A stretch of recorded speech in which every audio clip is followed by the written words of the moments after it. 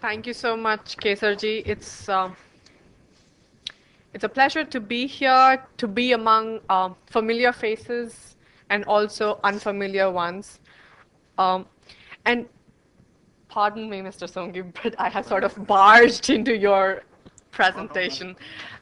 But a lot of what he has said in his presentation, in not his presentation so much, but in his words and in his explanation has relevance for what is my topic.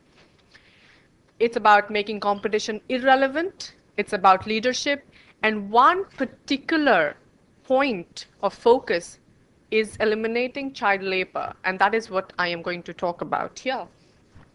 And give me a couple of minutes to set this up before I actually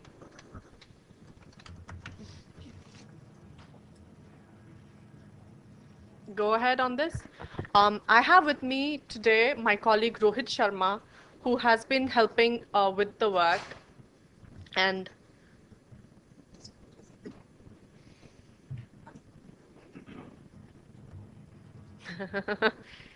as with anything, we have glitches and computers. No, that's there. See. No, it's not working right. Okay.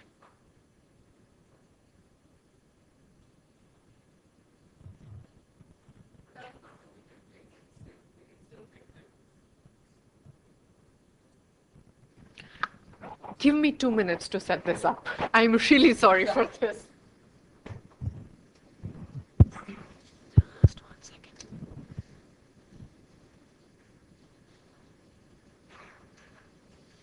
With computers, invariably they are always one step ahead of us.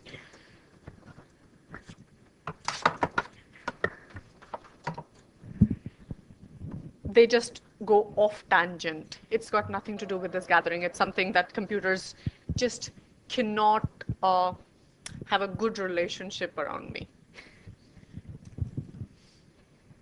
But I hope we shall be able to put in and tame this new machine to respond to us.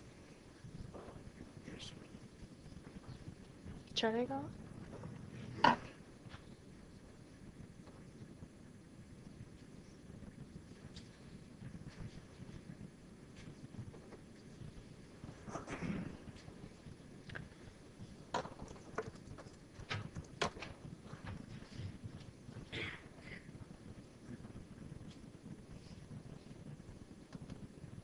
And now you see everything that I do.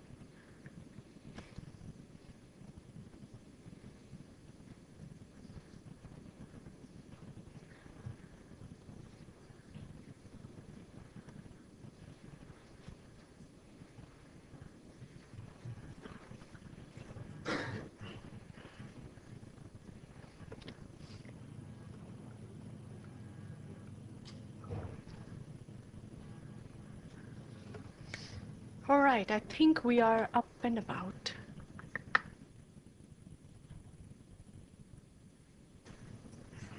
Now, the topic is ending child labor and trafficking.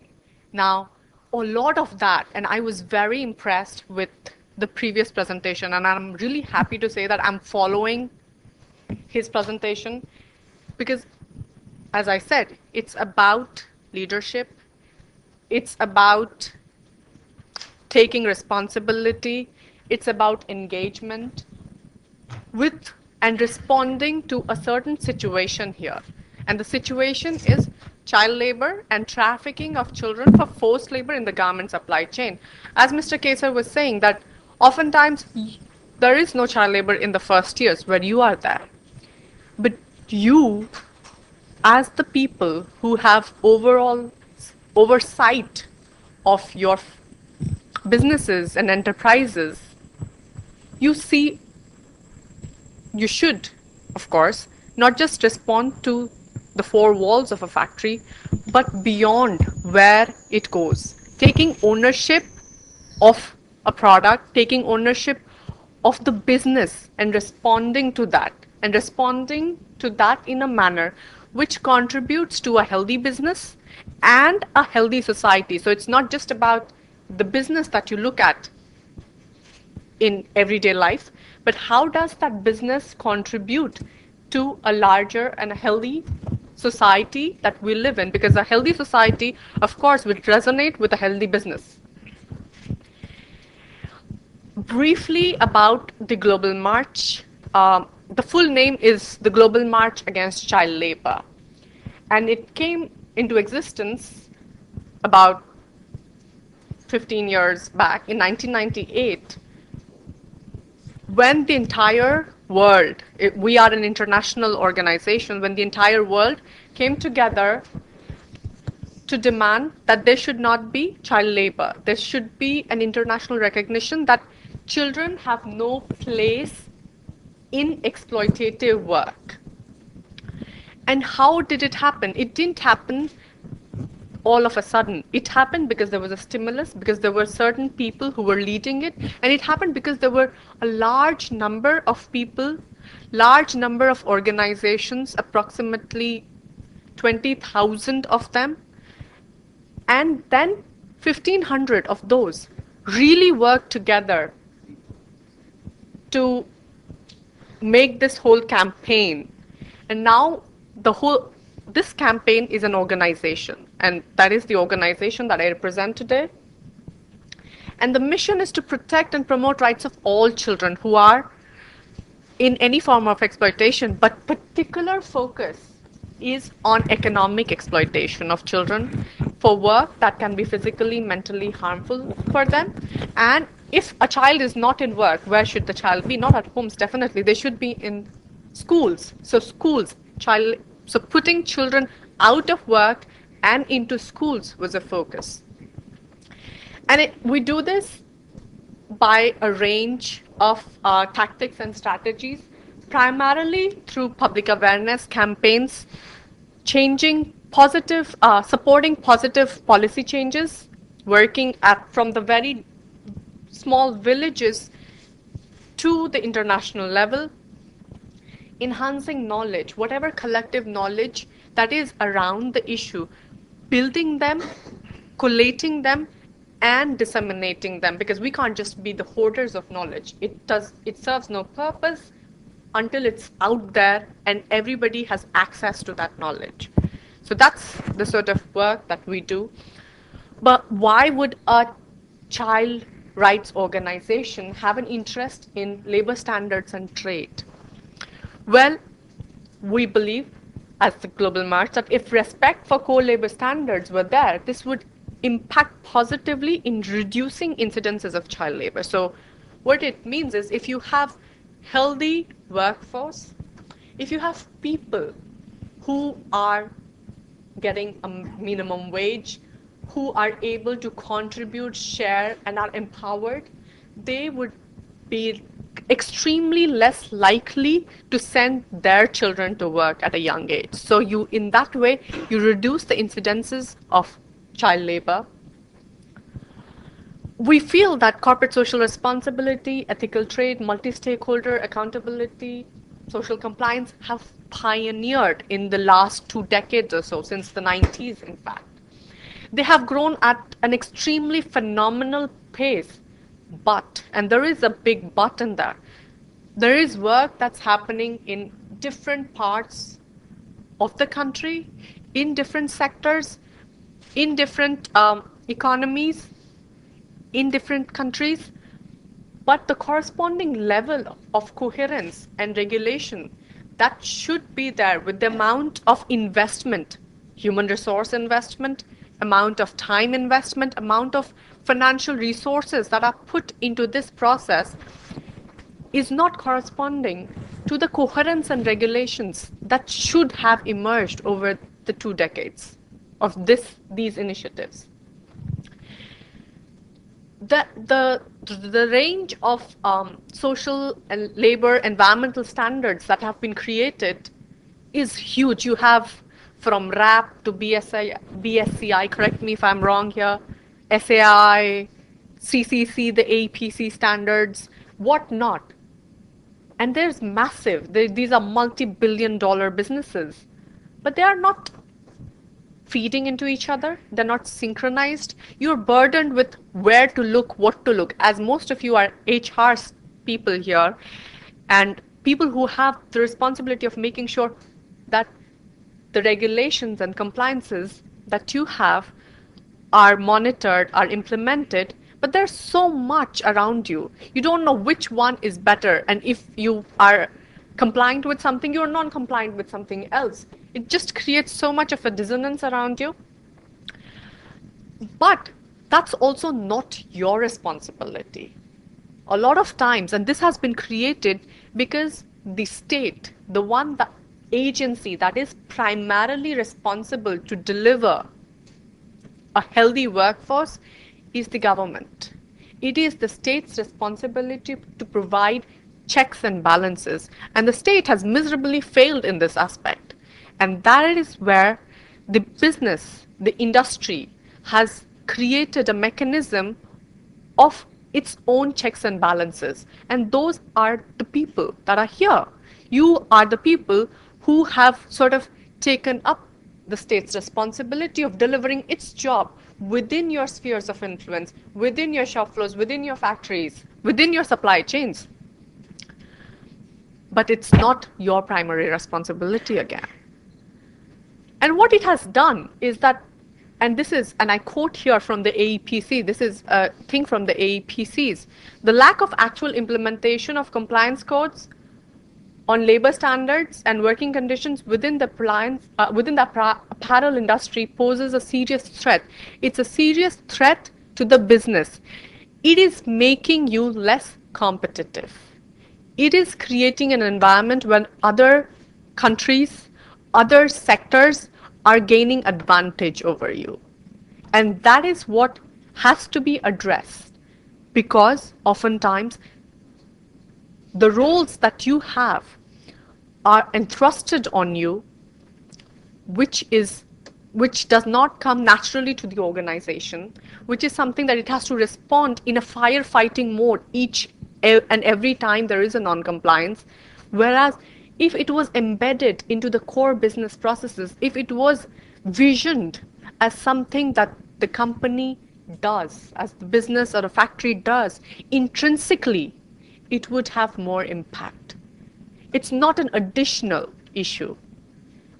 But it has been looked as an extraneous issue. It is an extra that one does. It's not integral to one's responsibility. And that is where this whole concept of leadership also comes in. Do you feel you are equipped? Are you leaders enough?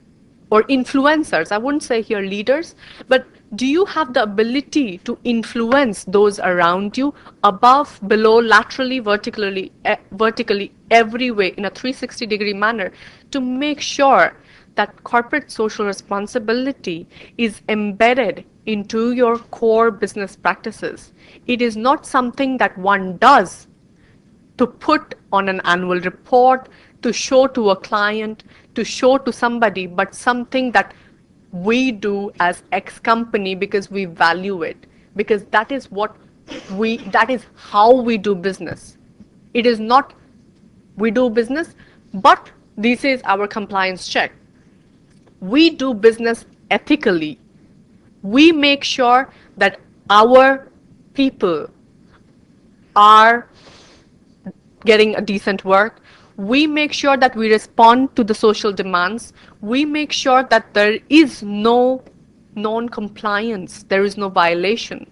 And that is how we do business, and it reflects in our bottom line. It reflects in our revenues. It reflects in our worker satisfaction. It reflects in keeping our business together. And that is something that if it is not part of your thinking, if it's not part of who you are, it will always remain a firefighting issue. It will always hound you, and it will always be at the back of your mind that we have to be compliant to audit reports. We have to be compliant to certain practices, because it does not come naturally. Until and unless it is integral, it will not have an impact on your business. and it will make you less competitive. Now, I am going to skip a bunch of these slides here in the essence of time, but focus here. Now, we've heard from Mr. Kesar that as first-tier factories, none of you would find child labor within your factory walls. But when you go deep down, when there is subcontracting, when there is subcontracting, when there is work that goes to freestanding units, karkhanas, home workers, you will find child labor. You will find trafficking for forced labor. These are informal sectors, they are unregistered. Beyond them, there will be labor violation, there will be non-payment of minimum wages, there would be non-timely payment, there would be no payments. That is where the focus is. Your influence does not end at the factory. Your influence has far reaches. It goes everywhere that your product travels to. Every single place that your product is sourced from is part and parcel of your area of influence. So even if it is not within your factory and it is outside of your factory, it is under your spheres of influence and it is where you make an impact. Now, child labor is a big word, and child labor is also big numbers. One of the things that's causing a lot of problem to the industry here is the so-called blacklisting by the US. It's the so-called threat of blacklisting by the European Union. Big export destinations, massive for India. The numbers which respond to that are mind-boggling. The government says 12 million, the NGOs say 60 million child laborers in India. That's huge. We have the largest numbers of child laborers in the world. Now, if we look at just something closer here, National Capital Region, Delhi and surrounding areas, there is an estimate that says 1 lakh child laborers alone work in the garment manufacturing and allied processes in and around Delhi. That should be a concern for each one of you. That's where your product goes. That is where you have to make the change. I mean, the numbers for Tirupur, a corresponding and competitive market, is 8,000 to 12,000. They have bigger business in terms of bigger factories, bigger workforce, so the percentage is lesser there. The percentage is more for where you are. You need to respond to that, and you need to respond proactively, positively, and take ownership of your actions. Irrespective of Delhi, Tirupur, child labor is pervasive. For a 60 million population of child labor in India, it has to be everywhere. It's not just limited to Delhi, Tirupur, Bangalore. But what do children work on in the garment sector? I mean, you would know. They don't work operating machines. They do not have the skills for cutting, tailoring. They do the allied work. They do the homeworking, embroidery, packing, stitching, printing, processes that are easy for a child. Easy in the sense because it requires little skill. It does not have a high skill that one needs to operate a machine, to understand what's written. The skills are very low. Children are often victims of trafficking for forced labor. It is very, if I have a child and my child is being abused in front of me, I would respond and I would protest against that. You have a child and your child is being slapped by somebody, you would fight that very moment. You would stand up and protect your child from that abuse. So Children have to be moved from where they belong to be exploited. So children who are here, who are working, do not necessarily come from the same domicile, from the same geography, from the same area. They come from different areas. And you and I know where they usually come from: Bihar, Jharkhand, West Bengal, Orissa, Chhattisgarh, UP, poor areas where it is easier for somebody to say, चलो हम आपके बच्चे को ले जाते हैं, दिल्ली ले जाएंगे, बॉम्बे ले जाएंगे, जयपुर ले जाएंगे, थोड़ा काम करेगा, पढ़ाई करेगा, बहुत पैसा घर भेजेगा. बहुत पैसा being the catchword. थोड़ा काम करेगा, बहुत कमाएगा. The parent is thinking, चलो I have 5 other kids घर पे, एक चला गया, पैसे भेजेगा. Then they are told, वहां ले जाओगे, मिलने आओगे, हर 2 महीने में वापस जाएगा. That is what it is. Sir, 5 minutes. Then it would not be possible for me to finish this presentation. Because you can give message whatever you want to give. And all are competent here, all are from industry, and they will pick up your message very fast. I'm going to read between the lines here. So basically, what I'm trying to say is here, and I am going to take a little more than 5 minutes, pardon me for that, and you have to wait for your teas. If you are to make yourself competitive, you have to make sure that the issue of child labor is addressed in your businesses. It cannot be done by saying that we do not have child labor, because there is child labor. There were 40 children who were rescued from garment manufacturing units day before yesterday. The 40 do not work in a vacuum. They do not work in a vacuum. One thing, on behalf of OGTC, I can give an affidavit in any court of law that none of our members employ child labor. Absolutely, which is what I'm going to say. It should be Mera or Kesar if they have child. Sir, that is not the point. The point here is those 40 children were working for the garment industry. It does not have to be within your factory. That is what I was saying initially. It is within your sphere of influence.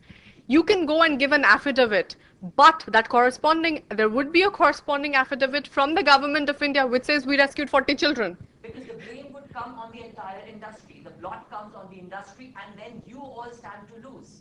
If there's a blacklisting, then who stands to lose? That's a larger question. Yeah, and that is the important issue, that you have to respond not just to your factory, but everywhere else that your product goes to, or even a similar sector. If it is packing and your product is being packed, you don't do it yourself, somebody else does it. That is your product. Take ownership for that. Make sure that that is not packed by a child. Now, what have we done on this issue is of interest to you, and is what Mr. Mehra is saying, and I would take some time here, is build consensus and confidence.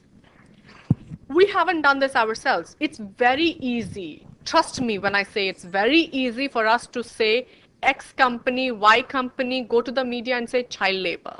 It's the simplest job for an NGO to do.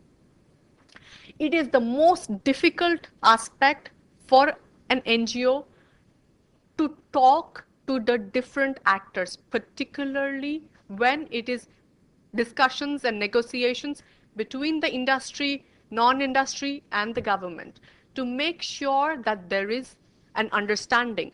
First, there is denial, and this is what Gandhi said. First, they will deny you. Second, they will ridicule you. Third, they will accept you. Fourth, they will listen to you and do your work. And that is what is important. There is that whole thing, we do not have child labor. B, X has child labor, I don't have child labor, he's bad, I am good. सी ठीक है तो है, सबके पास है, अब क्या कर सकते हैं.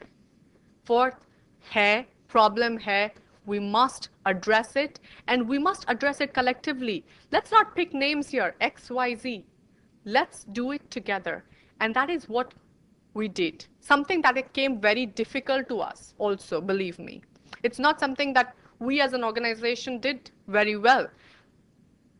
It was a difficult process. We spent last 4 years just talking to the different people, making sure that there was a level of engagement, making sure that we were able to talk and understand with the industry members, having them listen to us and listening to what they were telling us, listening and understanding what was being told by them.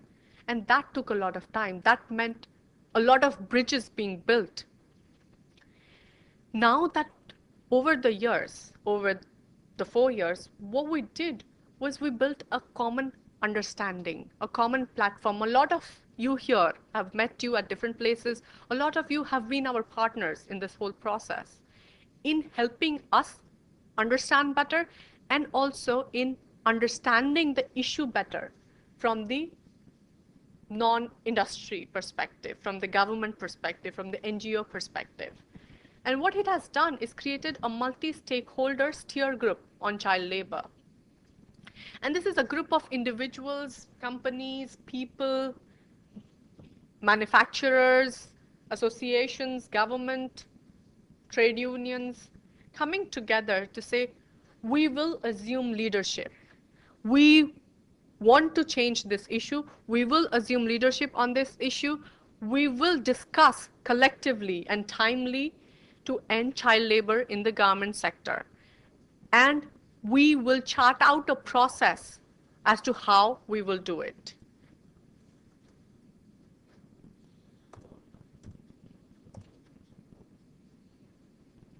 Now, I have missed a couple of slides here. Time is of essence, I'm told, again. But why do I focus on you? Why do I focus on manufacturers and suppliers? And why do I say that you are the right agents of change?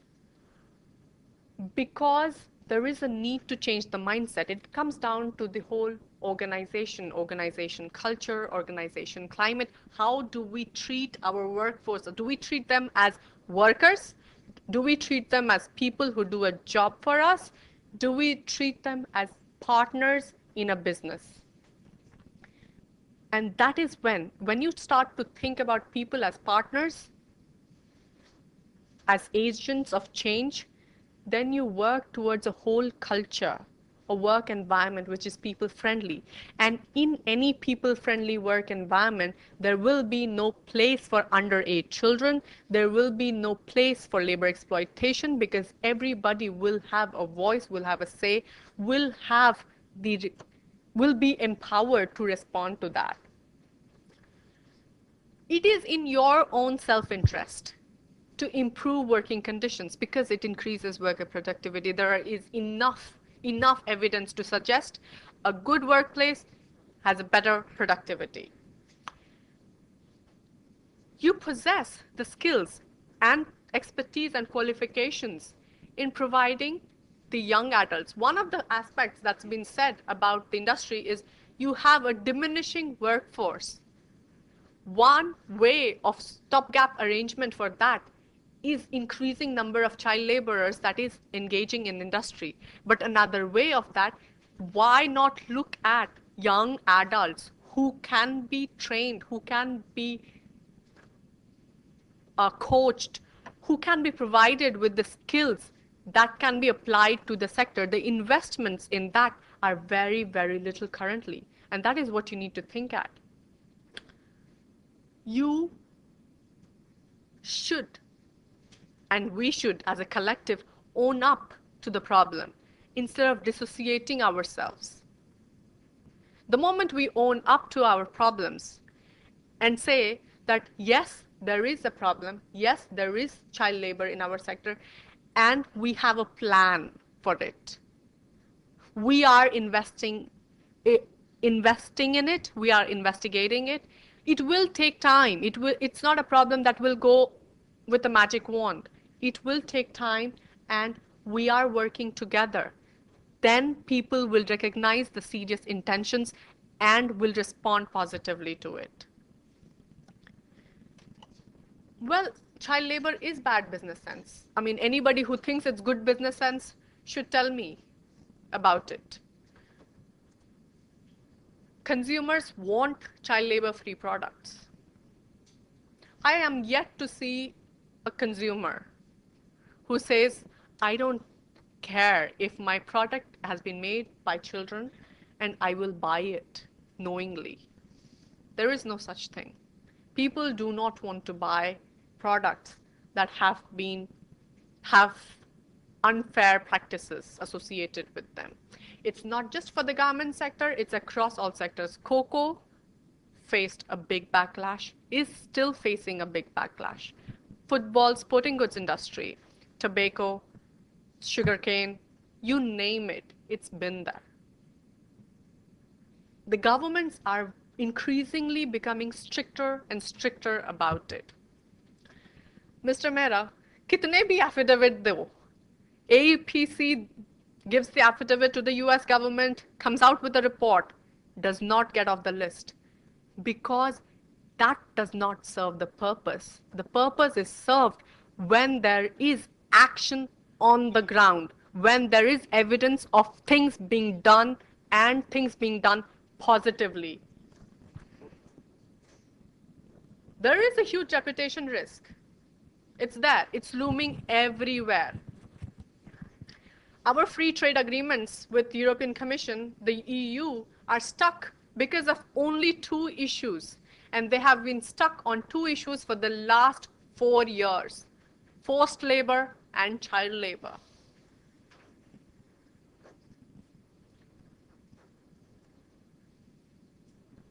And it makes good business sense. Having no child labor makes good business sense. I cannot keep on telling you why. But I will. Literate and trained workforce, more likely to stick around with you. Productivity increases. Open market, you will have more.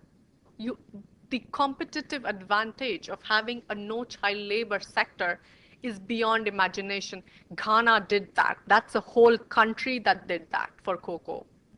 It's not to say they don't have child labor. They are saying we have child labor. There is only a marginal decrease in it, but the industry, the government, non-industry is working together and everybody is investing in Ghana. Investing like there is no tomorrow. There is a premium on price. You would have seen very recently ads of Bournville chocolates where there is Bournville chocolate में वो cocoa उठाता है एक, and there is one cocoa bean, when he picks up it starts to cry and he leaves and he goes. That is their advertising in India for Ghanaian cocoa. कितनों को पता है यहाँ पे कि कोको घाना से आता है, where Ghana is a big cocoa market. They are making it here in India, an advertising campaign in India. Why? Why would they invest in a country like India जहाँ पे लोगों को पता ही नहीं है कि घाना से कोको आता है? Bournville is premium chocolate. It's more expensive than your regular 5-star and Perk. People are aware there is a market that is willing. That is a strategy because it makes good business sense, regardless of how child labor might be profitable in the short term. In the long term, it is bad business sense. Sir, I have to. I mean, it is impossible for me to. I can't. I mean, it is impossible if you want something for half an hour, and it's just not possible. I mean, I'm not running through the slides, as you can see. I'm not running through the slides, Mr. Merchant, but people have to respond here. If they want me to continue, I will continue. Otherwise, I will go. But then it's something that people will have to take a call on. Yeah, they can have a tea here. They can't serve tea here. They have to go.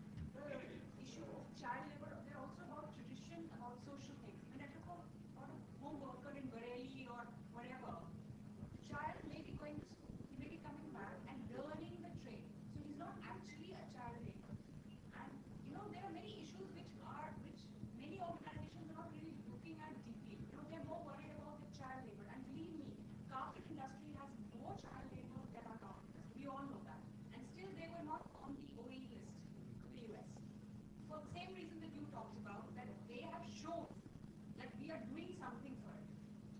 Is my point. But the point is that we as an industry have not been able to show that commitment. That is why from the way, despite the fact that we have much less child labor than we, the problem is not discussing that we have it and we have it. I think we want solutions. But that's what we're all sitting up. We need to know how to do it. We're all connected. I think I can guarantee that for everybody sitting here. We all understand that. And as Mr. Mayor very rightly said, I think every factory can actually literally give you a certificate saying we don't encourage it, we don't go for it, we don't have it. The point is, we cannot, and we have not been able to learn how to control what is happening in places like Bareilly or Radhawan or whatever. I mean, just take spaces. And believe me, I'm not from the NGO, I'm in the media, I'm watching it very carefully for the last 12 years. I've watched how it goes, I've followed all reports. And all I can say is that whatever you're saying, I don't think any of us disagrees with that, but we still do not have a real solution to how to get to that level. We've done it in our factories. All of us have done it. We've all done it. And I can really vouch for that. 12 years this industry, very, very close. But how do you control somebody sitting somewhere? Isn't it part of your business? It is. That's what I'm saying. What you're talking about, it makes more sense to us because at the end of the day, when our business is hurt, it hurts us directly.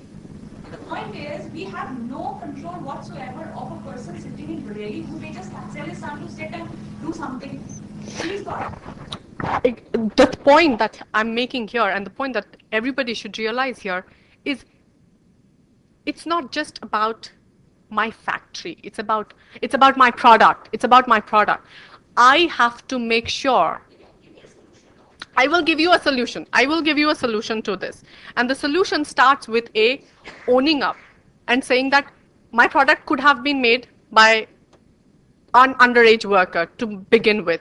Home working, and that is where I get stuck.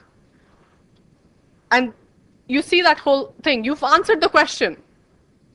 See, if you are working in NCR, which is governed by a different government, and if any labor laws are not implemented in Bihar or Odisha, how the factory owner of Delhi is responsible for that? Either because they are not labor inspectors. That is what I said. They are not labor inspectors. Moreover, looking to the democracy in India, Put it in a very simplistic way. Believe me, it's really. I know, and it is interesting that you say carpet because I have been working on the carpet industry and I know the troubles that carpet industry has been facing and how they have actually managed to do it. They're not saying that there is no child labor. Nobody in the carpet industry right now is saying, I will give you an affidavit. Nobody. Trust me.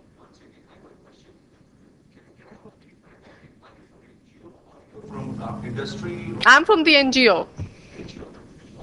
But my background is in psychology, if you ask me, and I have worked in corporates. So it's not to say that I do not know the corporate side of the issue as well. It is not simple, but it is not impossible. It is possible as to how you can do it.